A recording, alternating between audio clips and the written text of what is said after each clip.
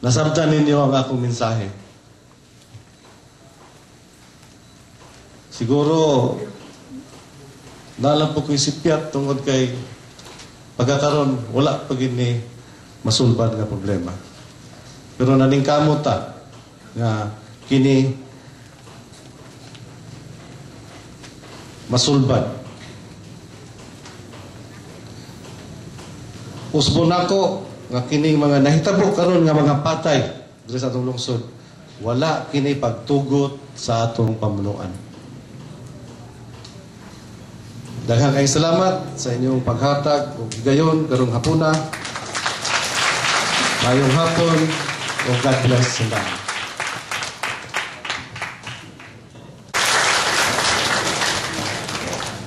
Sa tanan natong local chief executives present to Patuan, our battalion commander. And sa tanan guests, good afternoon.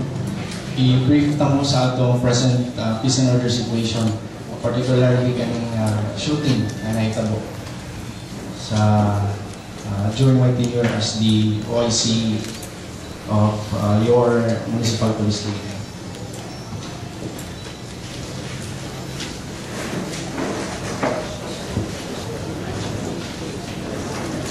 Next. So, situation update. Sa atong criminality, for the previous months, the peace and order condition of 19 cases of shooting incident.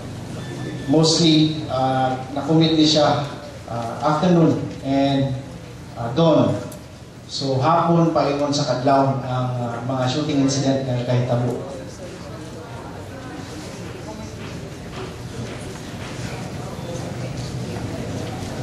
This is from May to present.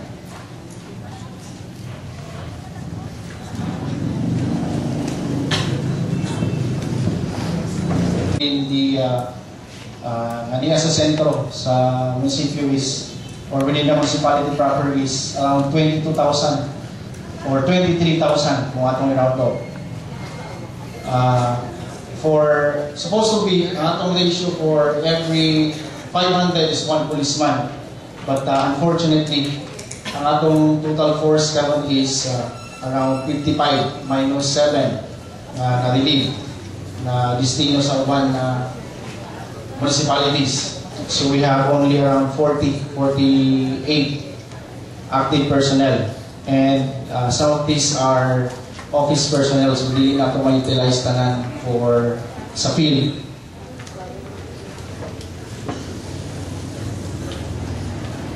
Ang atong crime prevention is natay mga routinary activities.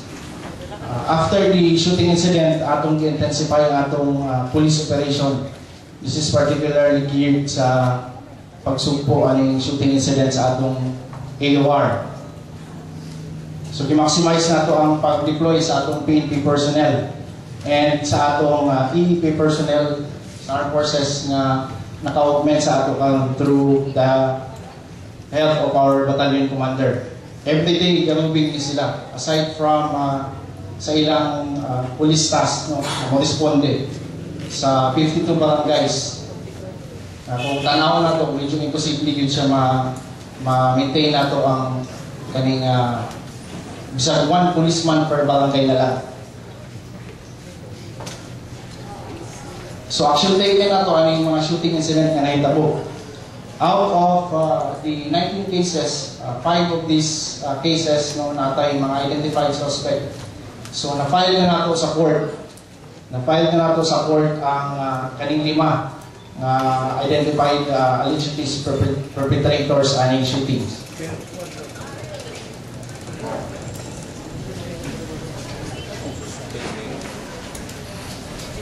So, we have 3 cases pending and suspects are identified and still at large.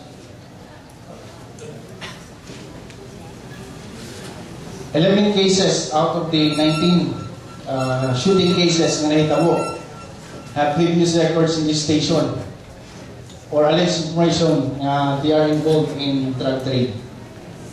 So, sa out of 11 na kay 5 na mga victims na involved no, na yung mga previous records sa related sa drug trade, drugs selling.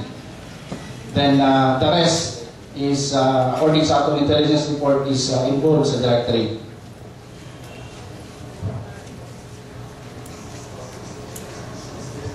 Next.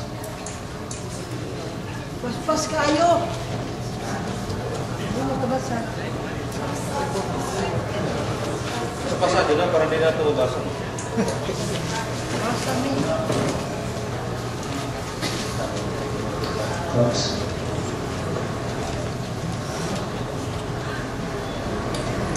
So all in all, natay 19 cases, shooting cases, no? Is from May up to the present.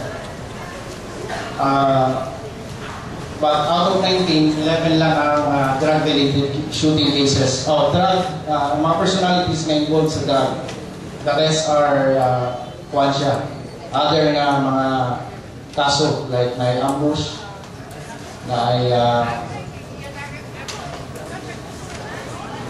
mga suspected na mga kawatan.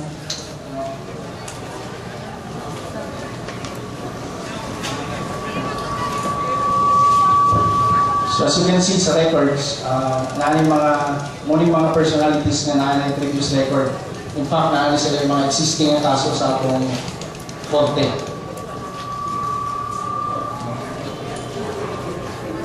As shown sa atong slides.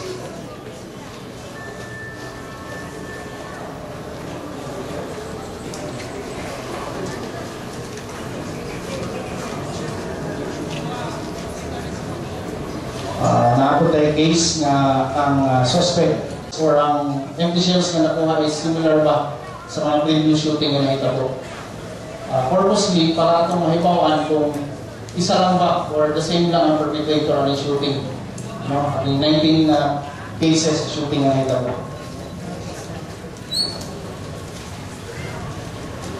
So, atong assessment. Since majority of the shooting, ang mga victims are involved sa drug-related trade. So drug-related problems contribute to the occurrences of crime, particularly kaning series of shooting na nakahitabo din sa atong munisipyo. Second, witnesses and relatives of the victims do not cooperate. Ang uban hesitant mo cooperate, and the majority is wala nag-file case sa court. And lastly is kaning drug groups in conflict. Dagan siya kang gulo kaning konflikto sa drugs, sa bayan, sa territorial conflict. So dagan tag ma-attribute ani. So in general, the peace and order situation of this municipality is still normal and manageable despite of the recorded shooting incidents. In the past few months, ang atong station, with the help of the local government units and our AFP counterparts, is i-intensify yun ang atong campaign na ma-stop ng shooting incident sa atong munisipyo. Wala na tayo laing pag-iuna-una. Na-stress na ganit tag-una-unaan kung saan ito pag-solve. Either ma-stop or ma-apprehend na ito ng mga perpetrators. So plans and recommendation. Pursue countermeasure against lawless elements such as the drug groups. Because if you will try to analyze the situation, nag-ugat ang problema because sa drug trade, tungkol sa droga. Unfortunately lang, namana siguro na kung yung problema. Wala siguro kayo na-address, pero rampant na kaayo ang drug trade sa silangan. Pag-abot na po. Close coordination with the business sector, barangay police to strengthen the support and cooperation in the maintenance of peace and order in the locality, and the utilization of our barangay officials